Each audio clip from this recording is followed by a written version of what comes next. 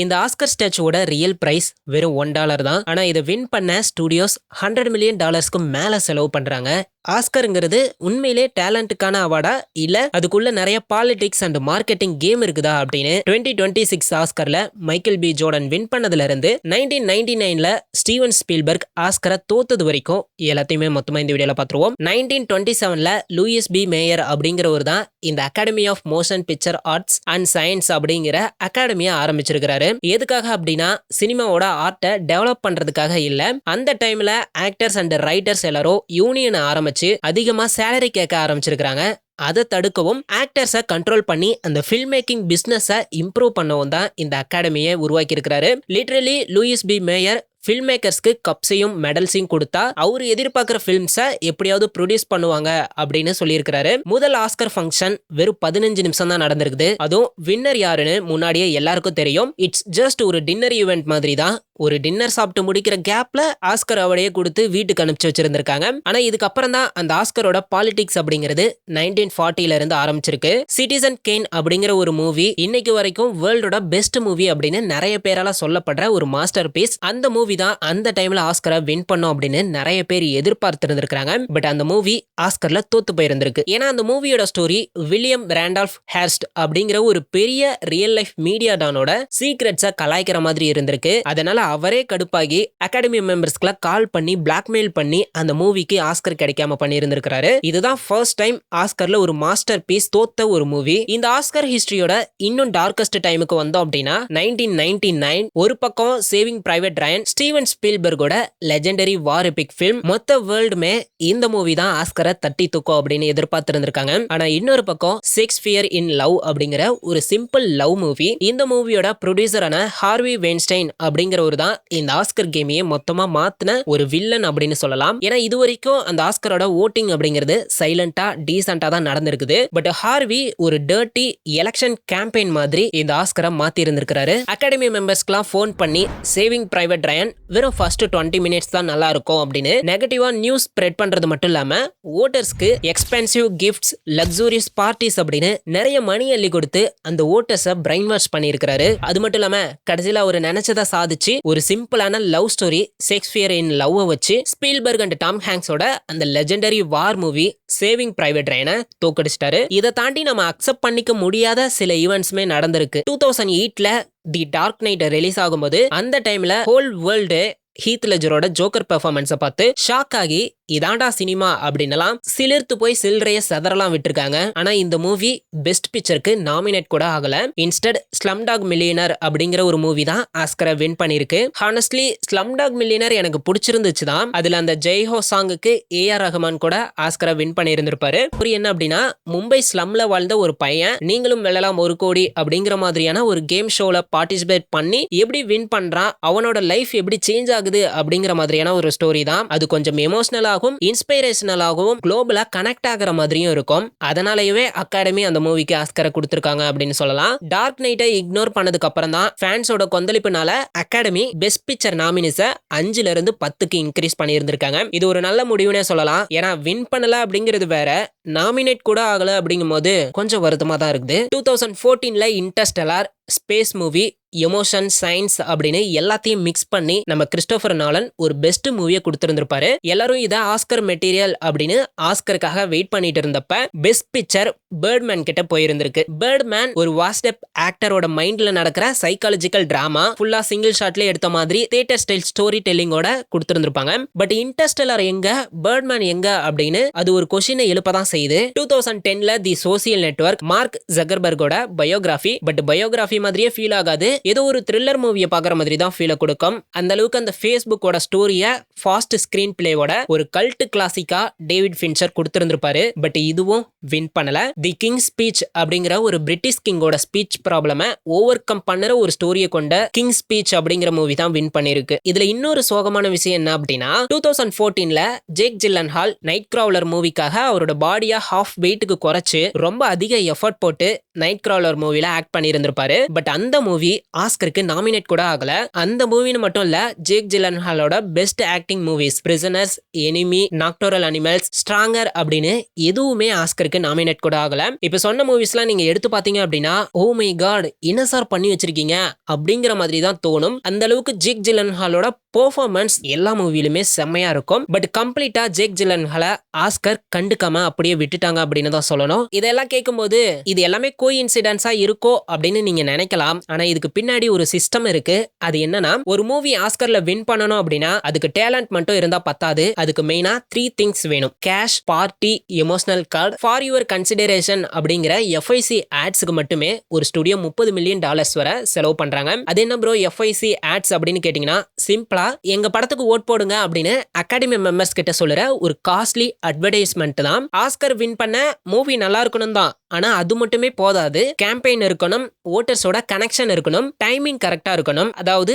அந்த டைமுக்கு அந்த மூவி பெர்ஃபெக்ட்டா அமையணும். இப்போ உங்களுக்கு ஒரு கேள்வி வரலாம், அது யாரு இந்த அகாடமி மெம்பர்ஸ் அப்படின்னு. 10,000க்கும் மேலான டைரக்டர்ஸ், ஆக்டர்ஸ், எடிட்டர்ஸ் அப்படின்னு லிஸ்ட் பெருசா போய்கிட்டு இருந்தாலும் இவங்க எல்லாருமே ஆவரேஜா 60 இயர்ஸ்க்கு மேல இருக்கிற ரிச் பீப்புள் தான். இதுல இன்னும் ஷாக்கிங்கான விஷயம் என்ன அப்படின்னா, நாமினேட் ஆகியிருக்கிற எல்லா மூவிஸையும் இந்த அகாடமி மெம்பர்ஸ் பார்த்திருப்பாங்களா அப்படின்னு கேட்டீங்க அப்படின்னா கண்டிப்பா இல்ல. இதனால ஒரு கேட்டகரியில 5 மூவிஸ் இருக்கு அப்படின்னா அதுல 4 மூவிஸ் தான் ஒருத்தர் பார்த்திருக்கிறாரு அப்படிங்கும் போது ஆட்டோமேட்டிக்கா அங்க அந்த ஒரு ஃபிலிம் தோக்கிறதுக்கான வாய்ப்பு அதிகமாவே இருக்கு. சோ யாரு அதிகமா கேம்பெயின் பண்ணி கிஃப்ட்ஸ் அனுப்பி லக்ஸுரி டின்னர்ஸ்க்கு இன்வைட் பண்றாங்களோ அவங்களுக்கு தான் ஆஸ்கர்ஸ் ஈஸியா கிடைக்கும். இதனால தான் ப்ரோக்பேக் மவுண்டைன் மாதிரியான போல்டு மூவிஸ்லாம் தோத்து கிராஷ் மாதிரியான சிம்பிள் மூவிஸ்லாம் வின் பண்ணுது. ஏன்னா அந்த அகாடமியில இருக்கிறவங்க எல்லாருமே 60+ அப்படிங்கும் போது அவங்க எல்லாருமே ஆல்மோஸ்ட் சேமா தான் யோசிக்க வாய்ப்பு இருக்கு. அட்லீஸ்ட் கொஞ்சம் யங் பீப்புளாச்சும் இருந்தாங்க அப்படின்னா தான் ஒரு நியூ ஜானர் வின் ஆகும். சில நேரங்கள்ல பாவம் இவருக்கு இந்த முறை அவார்டை கொடுத்துடலாம் அப்படின்னு ஒரு சென்டிமெண்ட் நரேட்டிவை கிரியேட் பண்ணுவாங்க.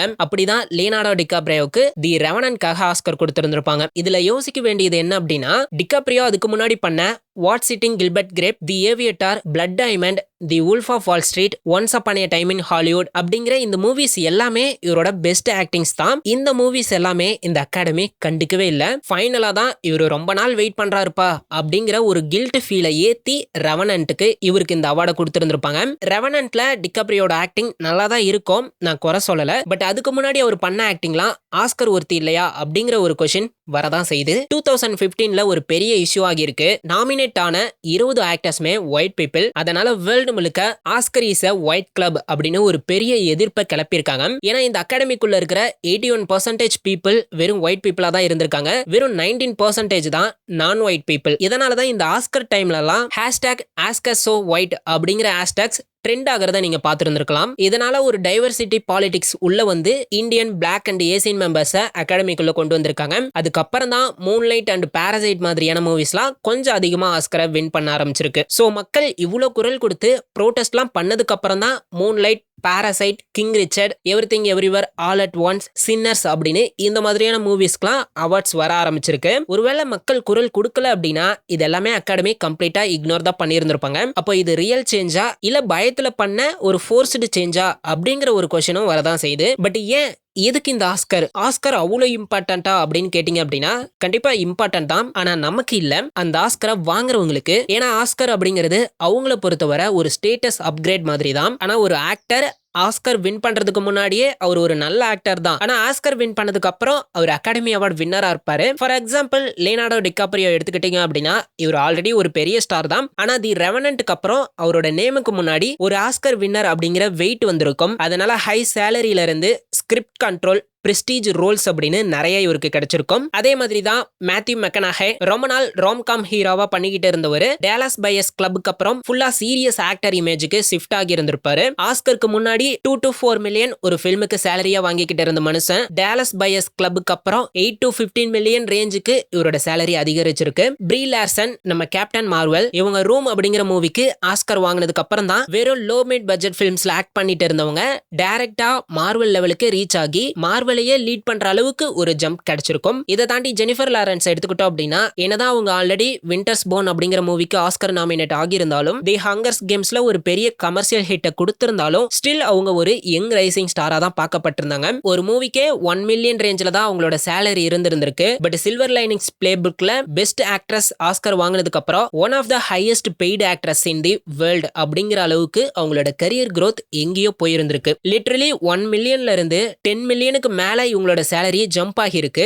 இதனால தான் இந்த ஆக்டர்ஸ் அண்ட் ஆக்ட்ரஸ்க்கு இந்த அகாடமி அவார்ட் இவ்வளவு இம்பார்ட்டண்டா இருக்கு. சரி, இப்ப கரண்ட் மேட்டருக்கு வருவோம். 2026 ஆஸ்கர்ஸ் இந்த வருஷம் ஹாலிவுட்டே ரெண்டா பிரிஞ்சிடுச்சு அப்படின்னு தான் சொல்லணும். ஒரு பக்கம் பால் தாமஸ் ஆண்டர்சன், இவர் ஒரு லெஜெண்ட், அதுல எந்த சந்தேகமும் இல்ல. 14 டைம்ஸ் ஆஸ்கர்ல நாமினேட் ஆகி தோத்து போயிருந்திருக்காரு. அதுக்கப்புறம் தான் இந்த இயர் ஒன் பேட்டில் ஆஃப்டர் அனதர்க்காக இவருக்கு அவார்டு கொடுத்திருந்திருக்காங்க. என்னைய கேட்டா இந்த மூவியோட குவாலிட்டியை விட இவரோட அந்த லாங் வெயிட்டிங் லிஸ்டுக்காகவே இந்த அவார்டை தூக்கி கொடுத்திருக்காங்க அப்படின்னு சொல்லுவேன். அட்லீஸ்ட் அந்த 14 முறை நாமினேட் ஆகி வின் பண்ணல அப்படிங்கிறது இவருக்கு இந்த முறை ஆஸ்கர் கிடைக்க ஒரு சின்ன லெவல்ல ஹெல்ப் பண்ணிருக்கு அப்படின்னு தான் சொல்லுவேன். அடுத்த ஒரு பெரிய ஷாக் என்ன அப்படின்னா, மைக்கேல் பி ஜோர்டன் சின்னர்ஸ் படத்துல அவரோட ஆக்டிங் வேற லெவல் தான், ஐ அக்செப்ட் தட். ஆனா டிமோத்தி சாலமேயோட மார்ட்டி சுப்ரீம் பெர்ஃபார்மன்ஸ் எங்க போனது அப்படிங்கிற ஒரு டவுட் எழுமதான் செய்யுது. 9 நாமினேஷன்ஸ் இருந்தும் இந்த மூவி ஒரு ஆஸ்கர் கூட வின் பண்ணல. தம்பி, நீ இப்பதான் 3rd டைம் நாமினேட் ஆகி இருக்கிற, இன்னும் ஒரு 20 முறை நாமினேட் ஆகு, அதுக்கப்புறம் பாத்துக்கலாம் அப்படின்னு அகாடமி உங்களை நினைச்ச மாதிரி தான் தோணுச்சு.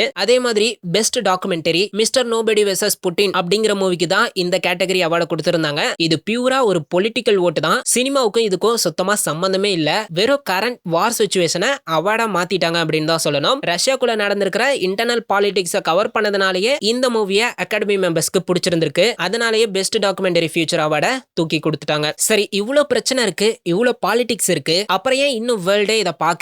Why Oscars still matter அப்படின்னு கேட்டீங்கன்னா, ஏன்னா இது லைவ், பட் இருந்தாலும் என்ன பேசணும், யார் எங்க உட்காரணும் அப்படிங்கிறது எல்லாமே ஸ்கிரிப்ட் படி தான் நடக்கும். ஆனாலுமே சில டைம் அந்த ஸ்டேஜ்ல சில எதிர்பாராத ஆக்சிடென்ட்ஸும் நடக்கும். அதுதான் அந்த ஆஸ்கர்ல இன்னும் ஃபன்னா இருக்கும். 1974ல ஒரு பெரிய சம்பவம் நடந்திருக்கு. ஸ்டேஜ்ல ஒருத்தர் நேக்கடா ஓடி இருந்திருக்காரு. இதுக்காக இப்படி இந்த ஸ்டேஜ்ல இவர் ஓடுனாருன்னு லேட்டரா புடிச்சு கேட்கும் போதுதான் அந்த பர்சன் ஃபேமஸ் ஆகணும் அப்படிங்கிறதுக்காக லைவ்ல இப்படி ஒரு திடீர் பிளான போட்டிருந்திருக்காரு. 2022ல ஆஸ்கரை ஹோஸ்ட் பண்ண கிறிஸ் ராக் வந்து வில் ஸ்மித்தோட ஒய்ஃபை பத்தி ஒரு ஜோக் பண்ணி இருந்திருப்பாரு. அதுக்கு வில் ஸ்மித் ஸ்டேஜ் மேல ஏறி போய் கிறிஸ் ராக்க ஒரு அற விட்டு இருந்திருப்பாரு. இது செம்ம வைரல் ஆனச்சு. 2017ல ஃபர்ஸ்ட் ஹோஸ்ட் வந்து லாலா லேண்ட் தான் பெஸ்ட் பிக்சர் அவார்டை வின் பண்ணிருக்கு அப்படின்னு அனௌன்ஸ் பண்ணி இருந்திருக்காரு. டைரக்டர், ப்ரொடியூசர், நம்ம தலைவி எம்மா ஸ்டோன் அப்படின்னு எல்லாருமே ஸ்டேஜ்ல ஏறி ஸ்பீச்சை கொடுக்க ஆரம்பிச்சிருக்காங்க. அப்பதான் ஒரு தப்பான என்வலப்பை படிச்சிருந்திருக்காரு அப்படின்னு தெரிஞ்சு லாலா லேண்டுக்கு கொடுத்த ஆஸ்கரை திரும்ப வாங்கி மூன் லைட்டுக்கு கொடுத்திருந்திருக்காங்க. So sad. There's a mistake. Moonlight, you guys won Best Picture. Moonlight won. Come on, this is not a joke. This is not a joke. I'm afraid they read the wrong thing. Moonlight, Best Picture.